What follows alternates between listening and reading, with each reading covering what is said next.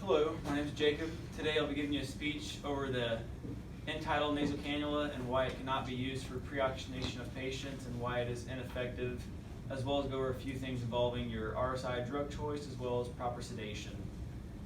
So to start for why the CO2 cannula is ineffective for pre-oxygenation.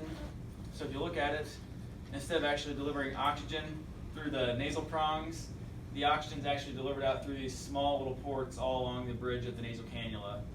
And the max flow of the CO2 cannula is actually only 5 liters per minute. And if you're going to pre-oxygenate a patient, you want to have at least 15 to 25 liters per minute to maximize your benefit of pre-oxygenation mixed in with a BVM or some kind of positive pressure airway device. So now that we've established why the ET-CO2 cannula is ineffective, we'll talk about some possible solutions to fix that and still pre-oxygenate your patient. So if you're dead set on you need to get a CO2 reading on your patient while pre-oxygenating, you can use a regular nasal cannula for your oxygen delivery and set it to 15 to 25 liters a minute, and then stack your CO2 cannula on with it to get your CO2 reading and your waveform with it. Might not be completely effective when you get oxygen flowing at 15 to 25 liters a minute. It can wash out some of the CO2, and therefore you'll get some ineffective readings occasionally off of your nasal cannula. So to pre-oxygenate went over, you need 15 to 25 liters a minute, as well as a BVM and a positive pressure airway device to effectively get that oxygen down to the alveoli and get proper gas exchange. So, although ineffective at pre-oxygenation, the CO2 cannula can provide some benefits, as well as CO2 reading, a waveform, look for obstructions, and things of that nature.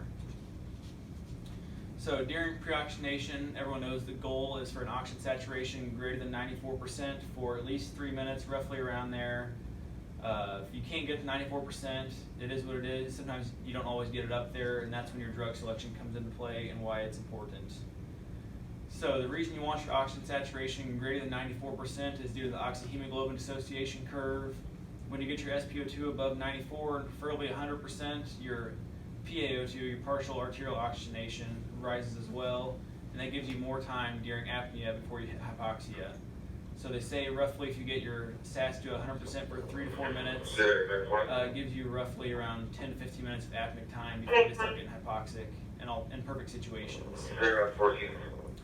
So the gas is in the air. When you breathe it in, there's 20% oxygen, 70% nitrogen, and 1% other gases such as argon, helium, things of that nature. So to get that pre-oxygenation, you're washing out all the nitrogen and the 1% of other gases and replacing with useful oxygen, which your body can actually uptake and use for your aerobic and anaerobic metabolism, keep your body going. So that's why it's important to get a proper pre-oxygenation. So now that we've established pre-oxygenation and why it's important, we'll go over RSI and your drug choices and why those can be important in your hypoxic situations and which drugs are beneficial in other situations. So our paralytics, we have depolarizing and non-depolarizing paralytics. So the first one we'll go over is succinylcholine, which is the only depolarizing paralytic we have. Basically what that means is when you give succinylcholine, it releases potassium from the cell and burns up oxygen throughout your body because it boosts your metabolism and therefore increases oxygen use. So succinylcholine, not your ideal paralytic choice when your patient's hypoxic and you can't get their oxygen saturations above 94%. So something to think about. Your second and third paralytics we have are becuronium and rocuronium. Those are the two non-depolarizing paralytics. So that means when you give those, the cell does not release potassium, doesn't release electrolytes, and your metabolism doesn't increase with that. So those are good choices when your patient's hypoxic, situations where you can't get the oxygen saturation above, and you're scared you may not have enough time to have an apnea before you hit hypoxia. So finally, we'll go on to discuss sedation and why it's important in RSI. So sedation, a lot of times people give etomidate for sedation in RSI. Etomidate does not have any analgesic properties, it's solely a sedative. So when you give etomidate, they may still have a pain response and therefore increase their heart rate and metabolism and burn through more oxygen. So if you're going to use etomidate for RSI, if it's that situation, ensure you stack on fentanyl with it to block that pain response and therefore keep the metabolism from increasing up and burning through more oxygen.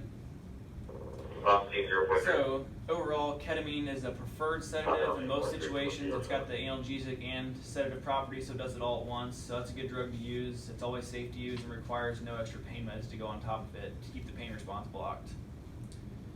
So we talked about today the CO2 cannula, how it's been made, and why it's improper at oxygen delivery above 5 liters a minute. Once again, it goes through the little holes drilled on the top of the cannula, which delivers the oxygen, while the prongs actually gather the CO2. Went over some ways to counter effect that using the actual nasal cannula for pre-oxygenation with a positive airway pressure device. Went over RSI paralytics and why succinylcholine is different than VEC and ROC, and which one to use in which situation, as well as went over sedation and why that's important in all of your RSI cases, and how etomidate does not have any analgesic properties but rather just sedative. And overall, hope you guys enjoyed the speech. This concludes my speech.